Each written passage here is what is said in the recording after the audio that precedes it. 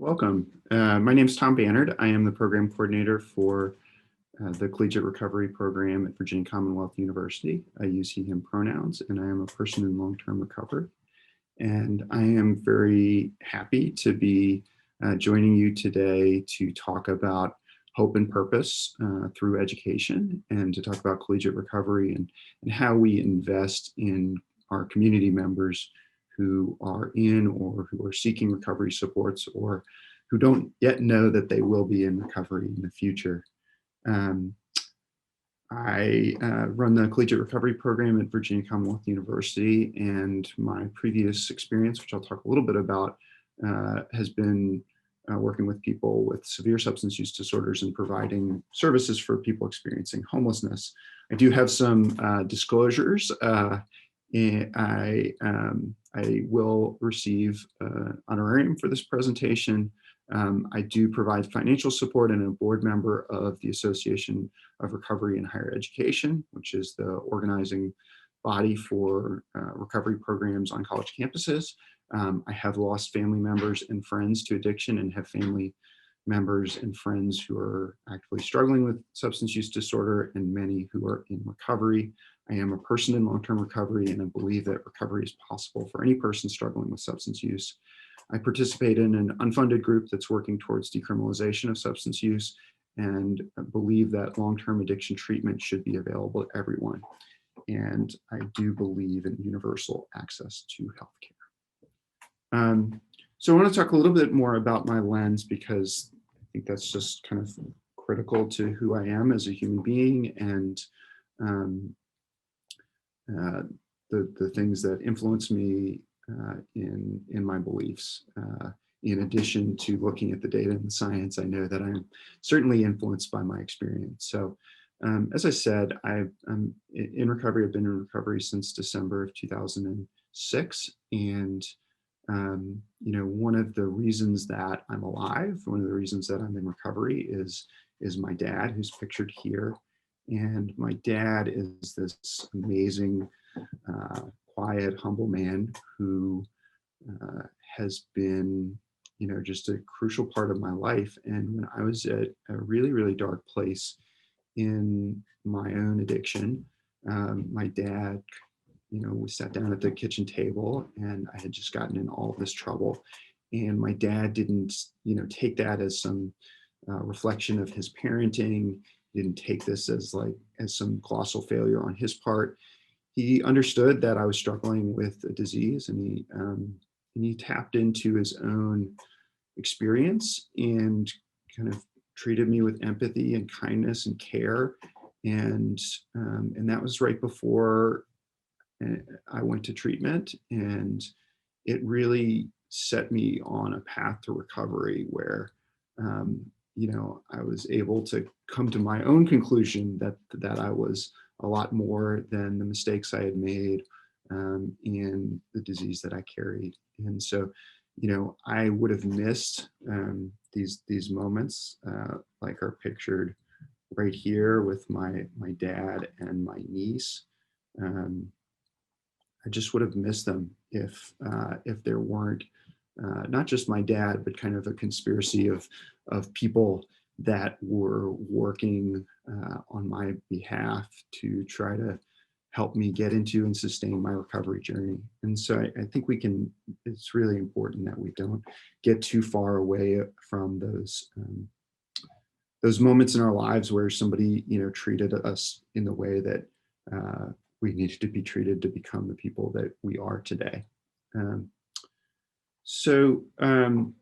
My career started working with people experiencing homelessness and who are struggling with severe substance use disorders at a place called the Healing Place, which is now part of a larger organization called CADC in Richmond. And I was there for 7 years and just had a really wonderful experience. And one of the things that I loved about working in that space was that we did not have to determine services by whether somebody's insurance would pay for those services, whether somebody had any money at all, that all services were provided at no cost to the folks that we were supporting, and that we could build programming that was based on their needs and the need, how do we work towards giving people the tools of long-term recovery. So I'm really, really grateful for that experience. About 5 years ago, I moved over to Virginia Commonwealth University, which has been another step in my own growth as a human being, and has been a tremendous gift. I love working with college students in recovery. Many of them are pretty young people, and many of them are older students, and kind of getting to kind of pass that belief and hope on to other people has just been really crucial to my own journey and my own recovery. So we'll talk a little bit more about collegiate recovery and what that is and what that means. But at its core, collegiate recovery is about hope and is about purpose. So how do we, I think one of the core questions for people in recovery, or even often for folks that are struggling with their use, is like, what's the point? Why? Why do I do this? Like, we get to these points where we stop believing in ourselves, and we stop believing that things can be different. And so, so much of recovery is about, finding people that believe in you, that give you hope for yourself and for the rest of your life. And so this is a moment from our recovery graduation that I just think is just a powerful moment in this young woman's life, where she's chosen somebody to give her recovery medallion, who's been incredibly meaningful to her in her own recovery journey, and finding ways to celebrate recovery is a way of transforming people's experience around addiction from one of shame and regret to one of empowerment and again, hope. So part of my role that I love is that we have recently gotten funding from the Virginia Department of Behavioral Health and Developmental Services, and the team there has just been fantastic supporters of collegiate recovery, and they've allowed us to expand our supports for students in recovery to 8 Virginia schools. And so I oversee that grant and provide technical support to those schools. And it's just been a really exciting thing to see support grow on these campuses, and for students to start to get what they need in order to be successful in both their education and their recovery. I'll note that West Virginia has a very similar project led by Susie Mullins. And so there's a number of schools in West Virginia that have collegiate recovery programs in different stages. And so, if you're looking for a place to plug in and support folks doing really important work in your state, I would encourage you to get in touch with Susie and to plug into the work that's being done there. So this talk, I'm really going to kind of base it around some work from William White, who's a kind of recovery historian and thought leader, and really about this idea of community recovery and stages of community recovery. So Bill says community recovery is a voluntary process through which a community uses the assertive resolution of alcohol and other drug-related problems as a vehicle for collective healing, community renewal, and enhanced intergenerational resilience. And it's cool because he kind of uses this concept both on an individual level and also from a societal level. So on an individual level, for me, what this has looked like is taking a family member to their first recovery meeting 11 years ago, and that person, not being sure at first, but eventually getting into and engaging with recovery and just thriving now. And that wasn't because, I had done all these great things. It was because I had this really terrible experience with my own use, and then was given some gifts and was able to pass those gifts on. So when I think about enhanced intergenerational resilience, that's very personal for me, because we now have this kind of pod of folks at family gatherings who are in recovery, who support each other, and who are not ashamed of their journeys. So there's some really cool things that happen at an individual level, at a family level, and a community level when there is investment in recovery supports.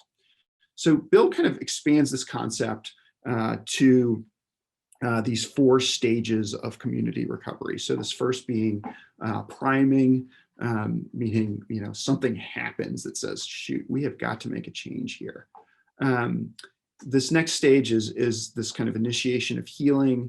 The third stage is achieving sustained changes in relationships, roles, rules, and rituals. And the fourth stage is how do we enhance the long-term health and quality of life in our community, and kind of make sure that this doesn't happen again. So I'll jump into this, but I also want to say, we had Dr. O'Connell from Marshall at our big conference here a couple of years ago.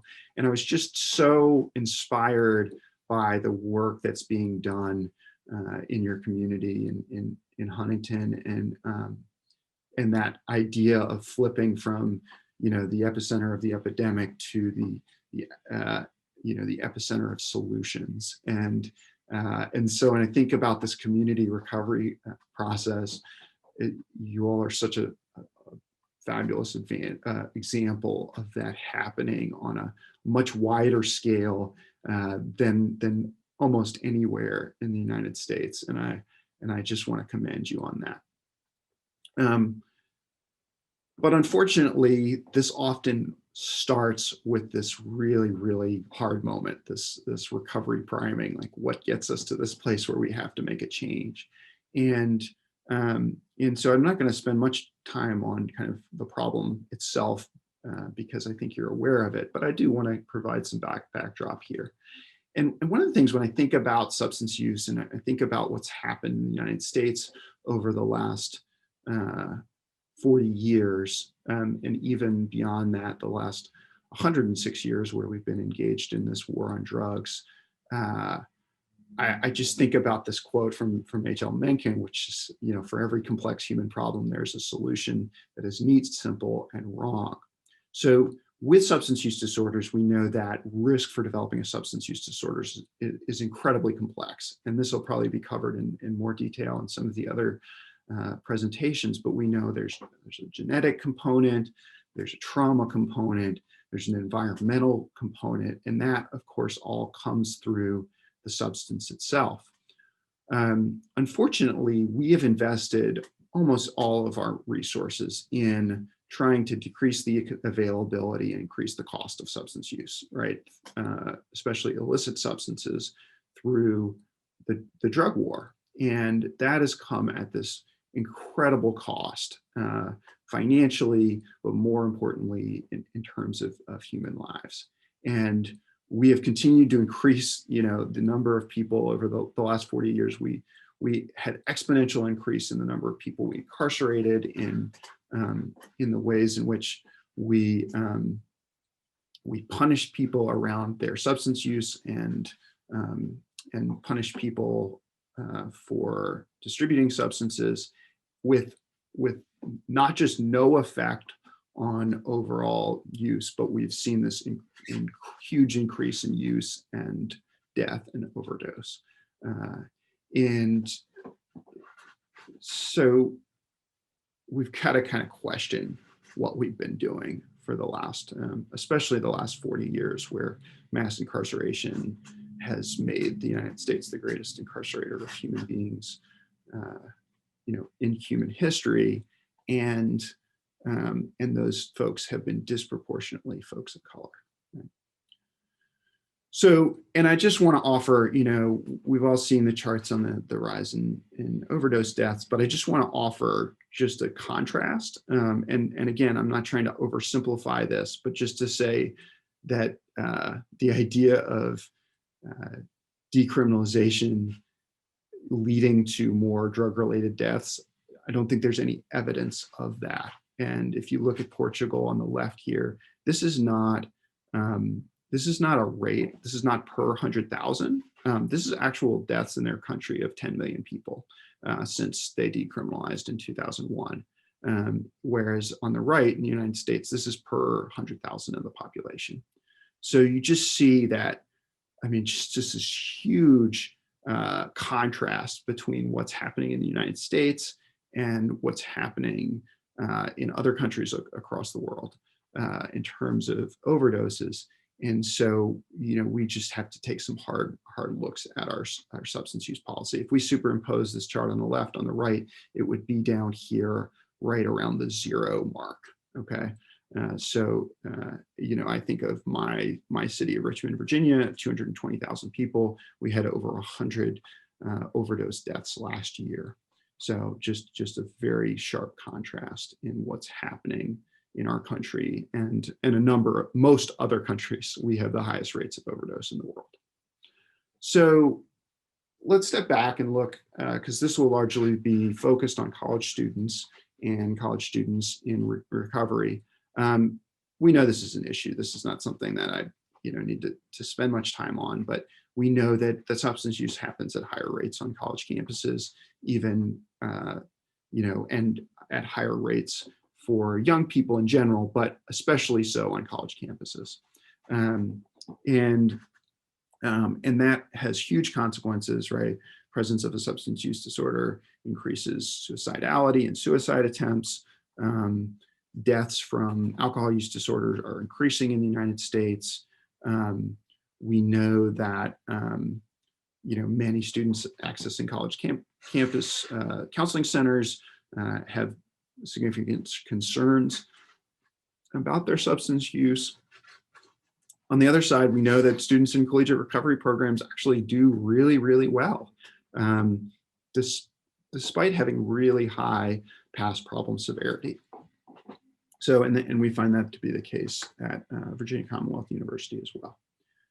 Here's some specific data from our school that I think is really interesting. We have a large project led by Dr. Danielle Dick at Virginia Commonwealth University, who is a geneticist.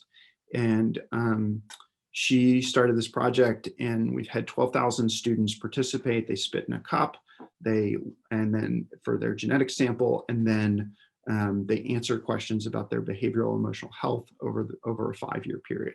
And here's a really interesting piece of that study. So we're able to track back individual dropout and other university resources, data sources to this information.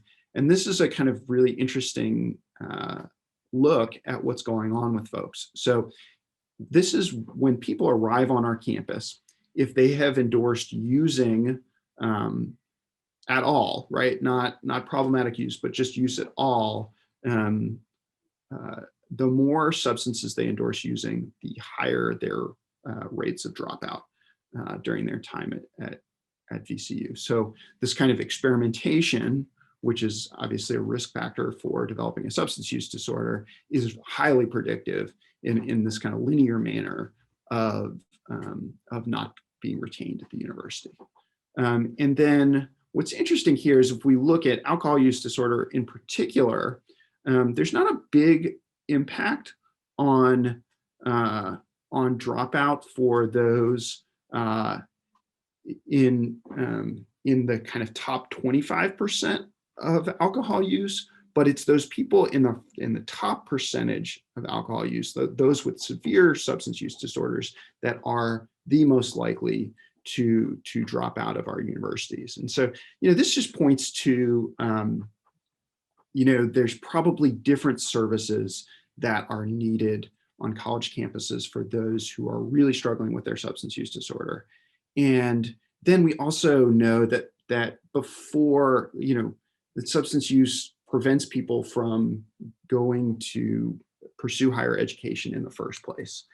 So we have this whole part of our population that really struggles to be retained in school and really is not able to access this real path to long-term earnings and enhanced quality of life that college education often provides for folks. And so I think that, this points to me that we need different interventions for the folks that are most severely impacted by substance use, right? These are often students, if we kind of look back at this chart of risks, right? These are often students that have the highest risk around their biology, right? They have family members that have struggled with their substance use. They have often very high rates of trauma, and then the environments are often not very supportive of their recovery, of not just their recovery journey, just their life thriving and those kinds of factors. And so, many of these things that could and should be addressed before somebody arrives on a college campus are often not in our communities. So that's, I think, just a snapshot of kind of the issue and why we need specific supports for not just college students, but people that experience early onset substance use disorders. It's a little bit of a different population than those who experience their substance use disorders kind of later in life. So one of the key differences there, and one of the things that I think is really important about understanding recovery, is that this difference in people experiencing their journeys into addiction as an identity loss versus an identity gain, right? And this is often predicted by age. So, for example, for a young person who starts using substances, they often actually experience that substance use as an identity gain. They have a group of people they connect to. They finally feel like they can relax and belong. And they tend to stick with that group, who tends to be folks that are using substances at very high rates. That's contrasted with somebody who starts developing kind of the severity of their substance use disorder later in life, in their mid-20s, late 20s, or 30s or 40s, where they've actually already gained a number of identities. It might be through their employment, through their family, through different groups of folks, could be through sports or any other ways in which we kind of form and grow our identities. And those folks often experience addiction as an identity loss, that addiction takes things away from people versus kind of giving them identity, even if it's an identity that in some ways is significantly harmful. In the case of building an identity around substance use disorders, the need for that person that we're working with is actually pretty different, and we have to kind of pay attention to that, because when that person who is experiencing their substance use disorder as an identity loss starts doing some of the work in recovery, they start getting some things back. That's really supportive of their recovery journey. But when somebody who's experienced their substance use as an identity gain, meaning I found my people, I can hang out with these folks, now we ask them to make these major changes, which often involve cutting large parts of their social network out of their lives. They're not just experiencing loss of the substance that's doing something for them, they're also experiencing loss of community. And we have to treat that, right? We have to find ways to get people connected in and make recovery attractive. And so that's so often the case with our young people that are developing early onset substance use disorders, is that they have lots of their identity wrapped up in their use. And so we need to really think about, how do we initiate a process of healing and renewal with those individuals. So that's kind of the second stage of what Bill talks about in terms of community recovery, is this process of healing and renewal.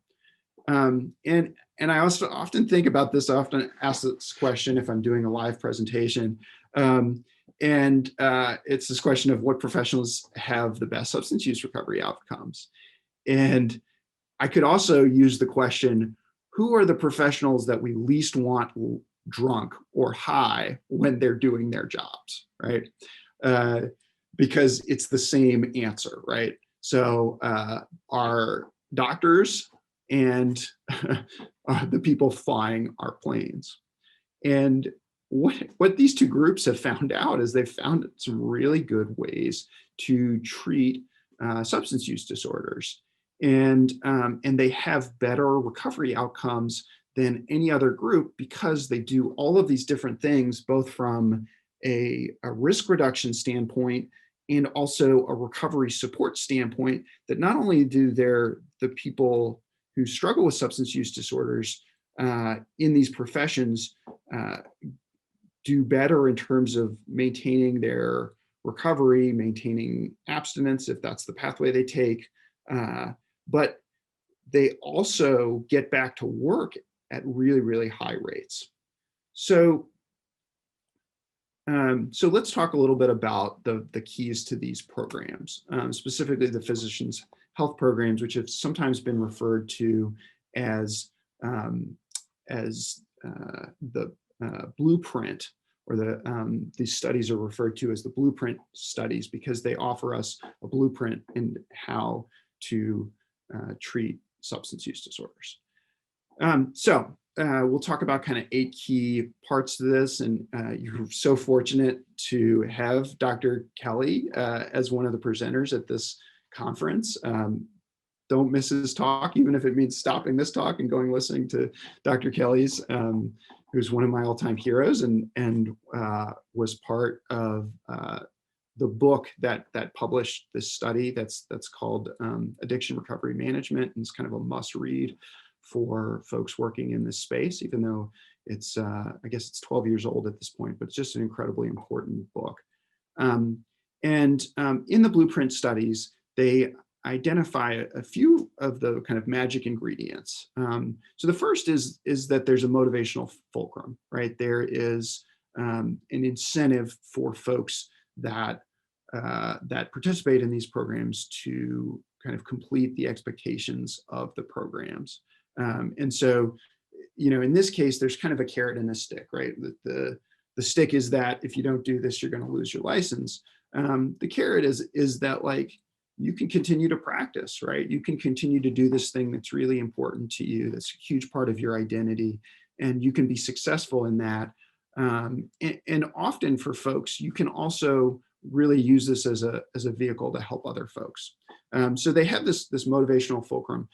We don't have quite the same kind of quote unquote stick in collegiate recovery, but we do have a pretty good carrot, which is that you can continue to be a college student, or you can become a college student if you kind of stay in your recovery journey.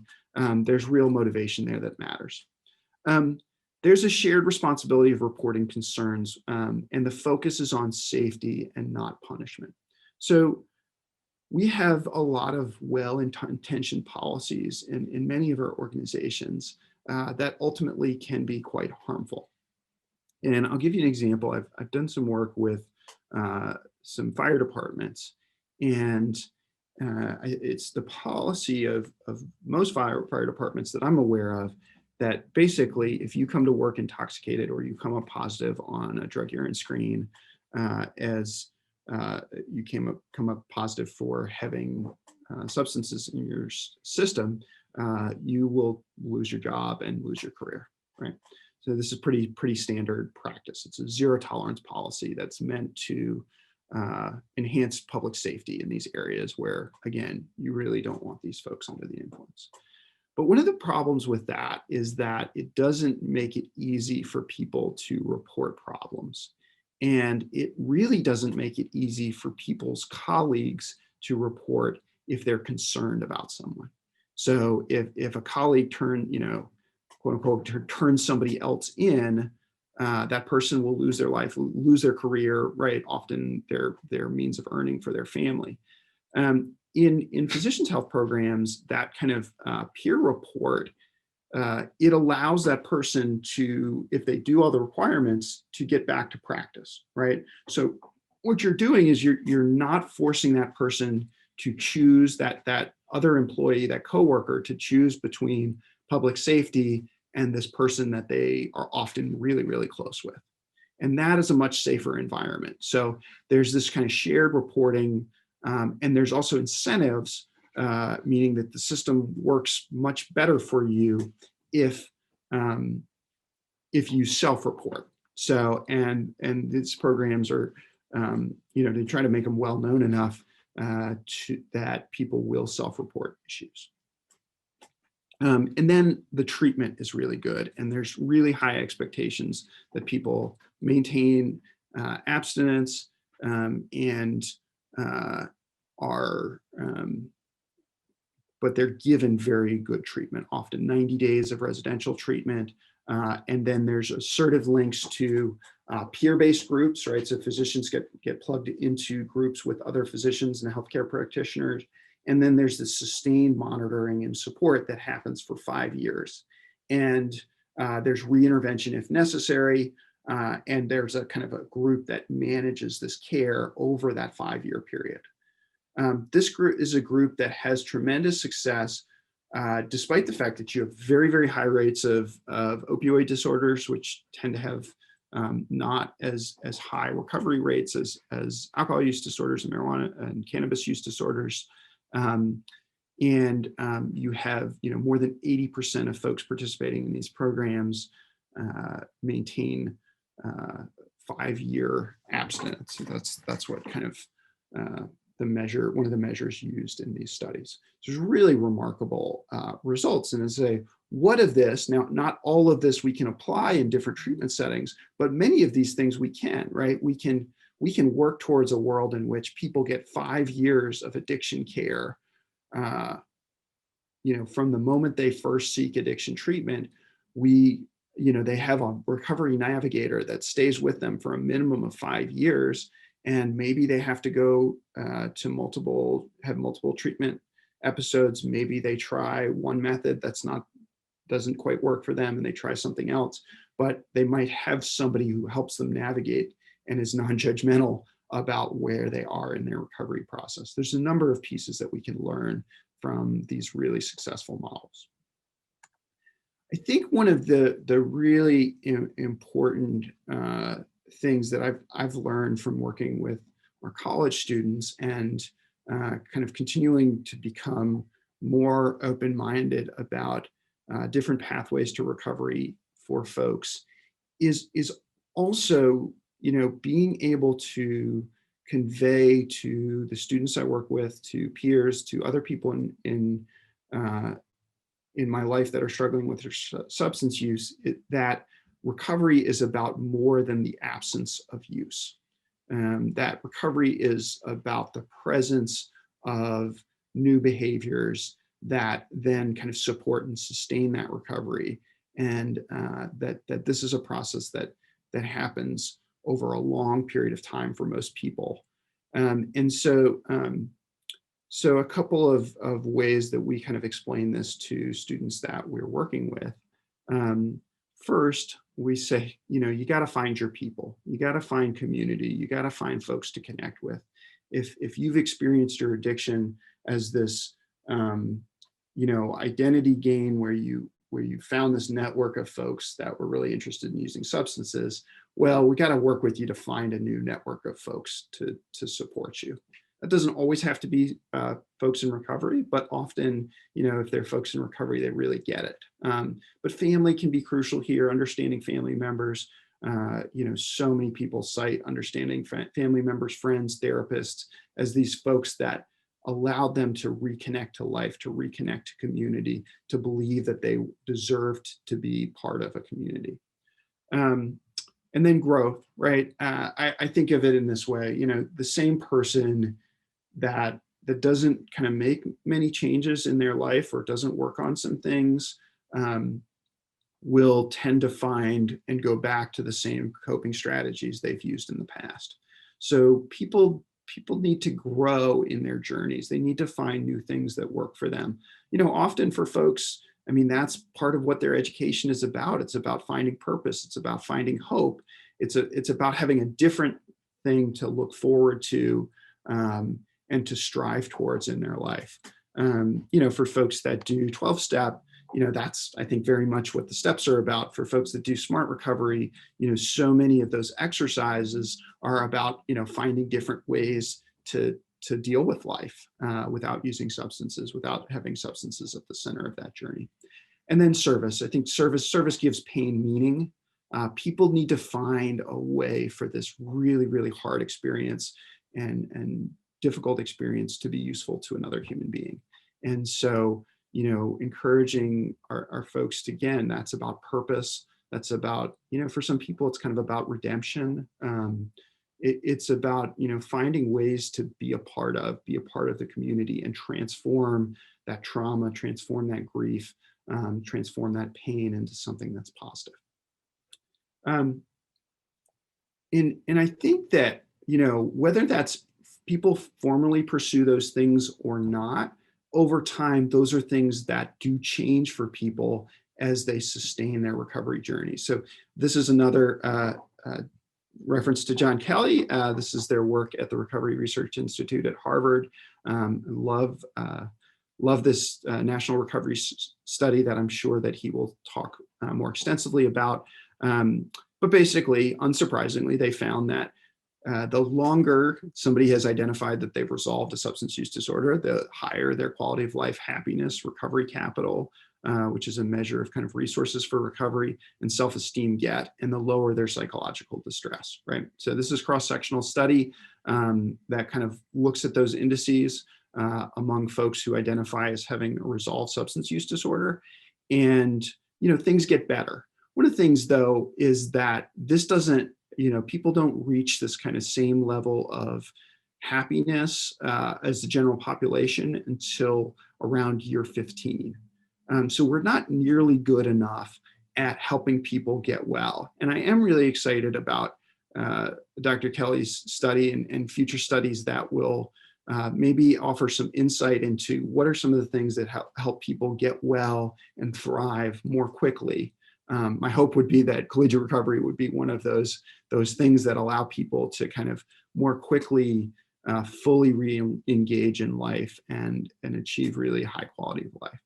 The other thing that's really important about this study is that this is a best fit curve, and that curve breaks in early recovery, meaning that people self-report at kind of between the 6-month and a year period that things are actually harder. Their quality of life is lower. Their reports on happiness and self-esteem are lower. Their psychological distress is peaking.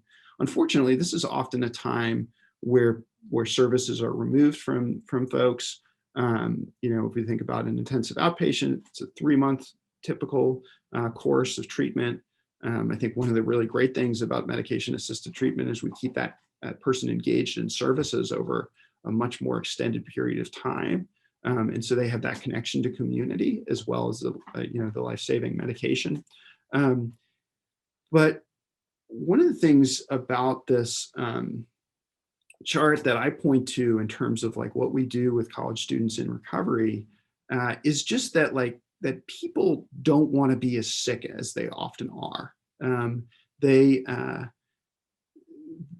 They don't want to need support and treatment for as long as they often do.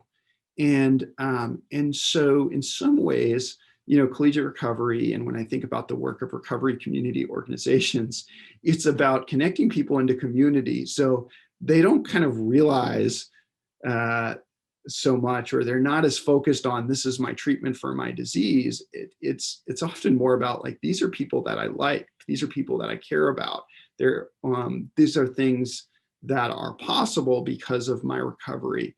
So how do we keep people engaged in doing really positive things, beyond this initial treatment period? Because people are less and less kind of excited to do clinical services, I think, as their recovery goes forward. But I think they tend to realize they need community and that sort of thing. So in some ways, that is a space in which collegiate recovery works in. It's a space in which recovery community organizations work in. A couple other kind of initial kind of motivations around collegiate recovery programs. People don't argue with me when I talk about the college environment as hostile to recovery. Based on that last slide, we're expanding the continuum of care.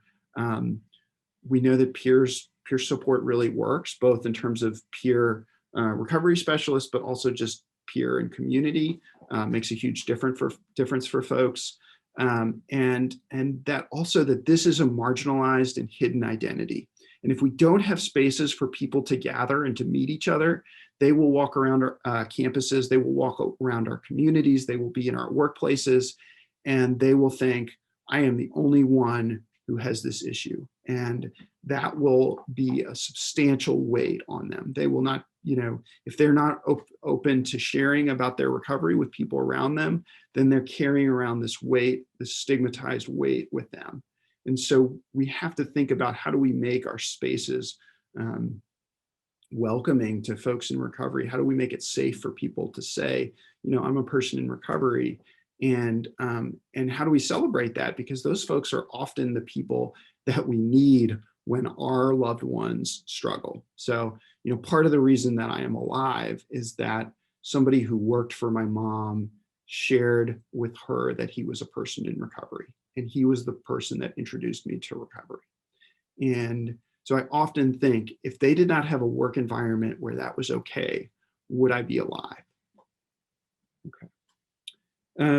Students in collegiate recovery programs, specifically in our program at BCU, it's not your, we do have traditional age and traditional college students, but for the most part, it tends to be an older student and a higher percentage of students who are parents.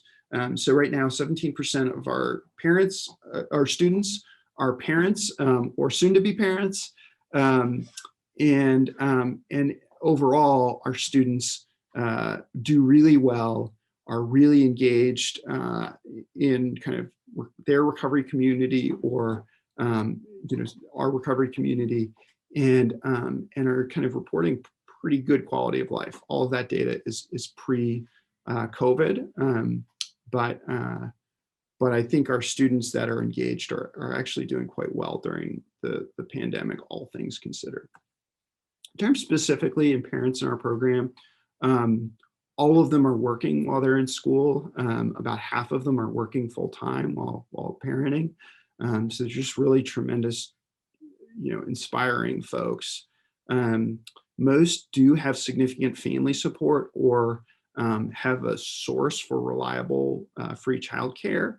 So as we think about, really re-engaging parents in our communities, giving them purpose, especially single parents that don't have family support. If we want to kind of support them in thriving in their recovery and finding meaning and purpose, we got to find ways to support that, through childcare, through grants to go back to school, through scholarships.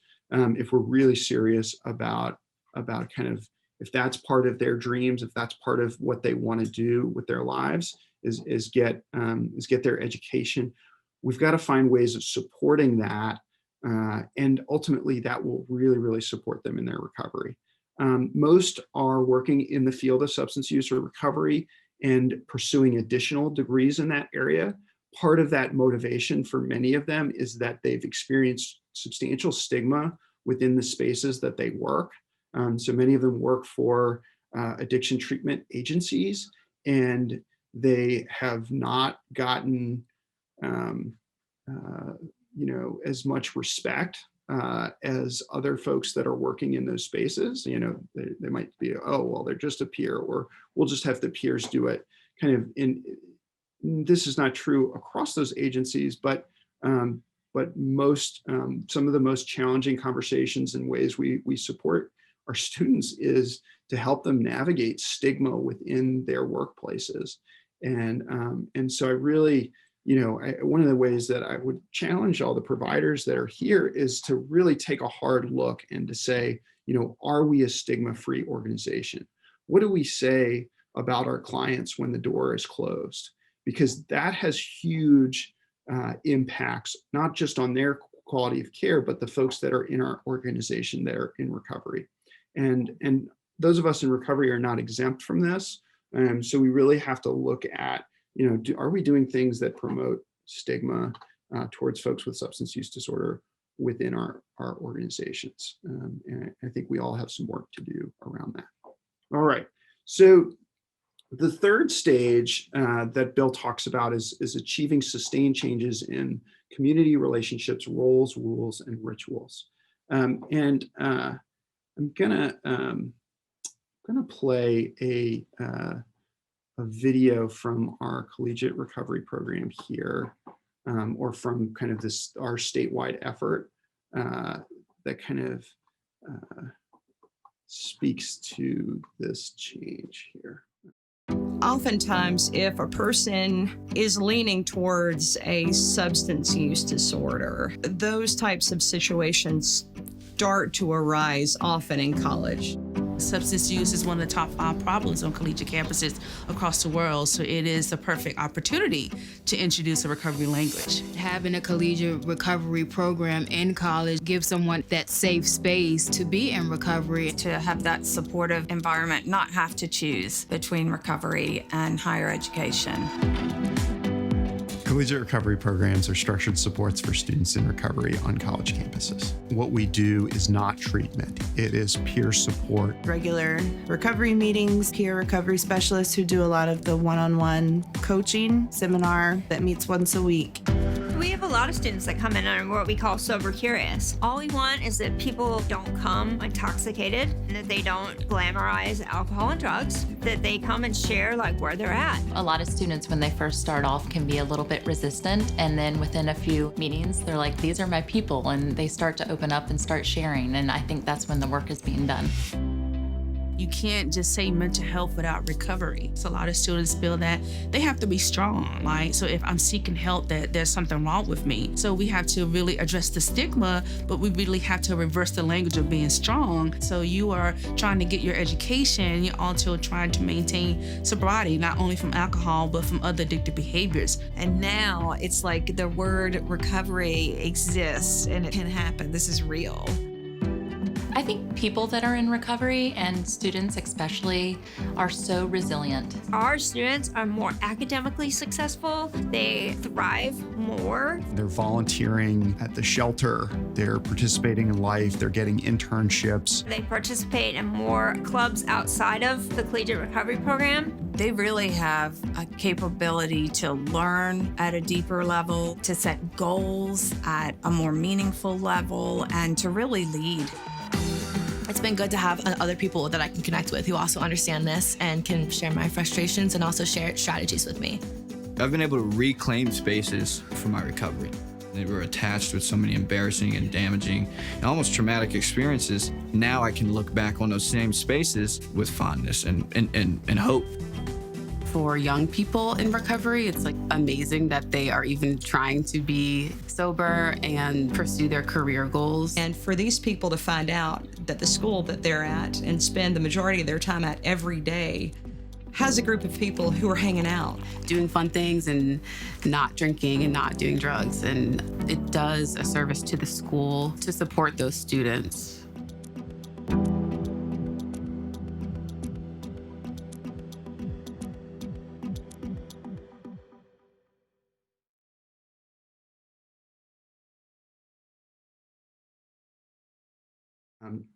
I think that, when I think about changing, community relationships and changing the ways in which we talk about substance use, we tend to either, just celebrate substance use in a way, right? We celebrate a lot of alcohol use societally, even a fair amount of cannabis use is celebrated. So we tend to either celebrate use or just focus on all of the the problems for folks, and tends to be in a really stigmatizing way. And so I really think about, some of the ways that we frame our conversations about substance use are about, like how do we change this kind of relationship to the community.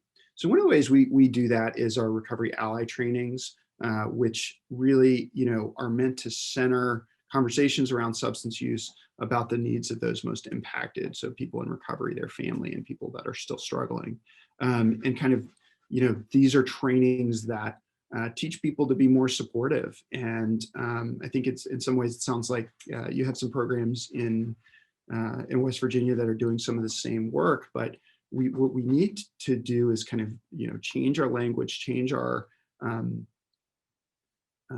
approach to this. We want to, emphasize empathy, and we want to give people kind of the skills they need to grow and to change, and to support folks that are struggling. What that does is, when people hit this moment, which is a really fragile moment of, okay, I guess I probably should make a change. And okay, I guess I need to ask somebody for help with it. If we really are trained to really support that person, get that person to the next space, the next right step in their journey, then that person really has a chance. But we miss so many opportunities to do that as friends, as family members, as coworkers, to really kind of intervene there or just support that person in making a change. And so that if somebody honors us with, that's what Recovery Ally training is about. If somebody honors us by disclosing this part of their lives, that we have an obligation to support them in a way that really allows their recovery to grow and to happen. So thinking about ways in which we affirm people's roles, value people's identities. So recovery graduation is one way we do that at VCU. I think on an individual level, this is, do we recognize people's anniversaries? Do we, and remember people's anniversaries? Do we celebrate them? How do we talk about, recovery identities for folks? How do we value people? Are there community rituals that we need to change? Like, do so many of our social events revolve around substance use? How does that need to change in our families, in our communities, in our workplaces? What does it look like to change some of those rituals to more positively create a better environment for folks that are trying to get well from substance use disorders? And then thinking about, like, how do we increase our community recovery capital? So this is some of our students meeting with our governor, and it's meaningful that the governor will meet with them, right? That there's a story about students in recovery that makes it easier to access recovery in our community. So thinking about, what does that look like to change our roles and rituals? How do we walk alongside people? How do we support people in their journeys in recovery? I think is a really crucial thing. And I think there's a lot to be learned from some of the things that have happened on college campuses around this, but we really need to do it in a much more broad way than that. Okay, and then stage 4, and this is the place for me where collegiate recovery is so meaningful, and really the main reason that I moved to the university setting from where I was working before is the possibility. So Bill talks about stage 4 of community recovery as enhancing the long-term health and quality of life within major community institutions and the community as a whole. And that is kind of what I think of our students in recovery as the future. They are going to be the ones that make the changes that we need to make around how we treat people who struggle with substances in our country, and how we support people in recovery. And when we invest in them, that we're investing in the future of doing this a whole lot better than we're doing this now. So, but this goes beyond just investing in people that are going into treatment situations. This is investing in people, on numerous different life paths, right? So one example I have about both the success of this and also how it's come up short. So Marcia Lawton was a professor at VCU, is now retired, and she was a professor at VCU and worked with folks in the addiction counseling program at VCU. And during her 20 years at VCU and building that program, most people who became addictions counselors in the Richmond area went through Marcia's program. And she's this fabulous, strong woman in long-term recovery. And many, many people in recovery went through this program and kind of created the bedrock of addiction treatment in our area. And that had some really, really positive impacts with her work and, all of the ways those people have impacted the world.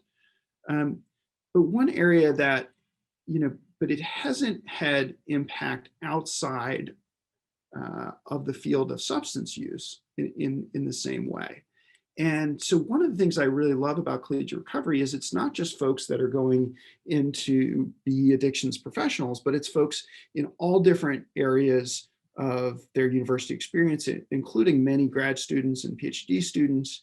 And by supporting those folks, we are building these pipelines to power, right? And so we have people in various fields who are going to be in these positions to say nothing about us without us, that let's put the needs of people that struggle most with this first. How do we change the policies in our organizations? How do we change our approach to substance use across the country? And these students, not just the ones going into addictions professions, but all of these students are going to be those change agents. And I've already started to see it on our campus. So if I think about our small community recovery at Virginia Commonwealth University, some of the impacts have been, we have numerous faculty and staff that have gotten into and sustained recovery since we've had a collegiate recovery program. Our health sciences programs now hear from numerous recovery voices in the course of their time at VCU. So we get to go into the medical school and the school of pharmacy and the school of nursing, and they have the experience of knowing a little bit about what recovery looks like, what that might be for folks. It improves the student experience. It also holds researchers accountable to the people with lived experience, so they have to change their language. When we have students that are in their labs that say, hey, this is not an okay way to refer to people in your papers, they have to make those changes because there's this kind of human-to-human stigma reduction. And then we are deeply engaged, and I know that at Marshall, you all are deeply engaged with the community around this topic of substance use and recovery, and that is really crucial. So you've seen this growing movement at colleges and universities, and it's continued to grow since 2017. That is just tremendously, tremendously exciting. And it, it comes back to this idea that students should not have to choose between their recovery and their education. And the same can be applied to all of these different areas that give people hope and purpose, right? So people should not have to choose between their recovery and their career, right? They shouldn't have to choose between, pursuing technical school and kind of thriving in their profession and their recovery, right? We should work towards businesses and communities that support people in those journeys so that they can be our fellow citizens that we all want them to be. And so I just feel really blessed to work with folks who are so inspiring and who work really, really hard to manage a chronic illness, to achieve in school, and to lead a life of hope and purpose that inspires other people. So thank you again for having me. It's just an honor to be alongside of all these people that are my heroes in these videos. I'd encourage you to watch all the other videos. My contact info is here. Feel free to reach out to me. And I thank you very much for your time.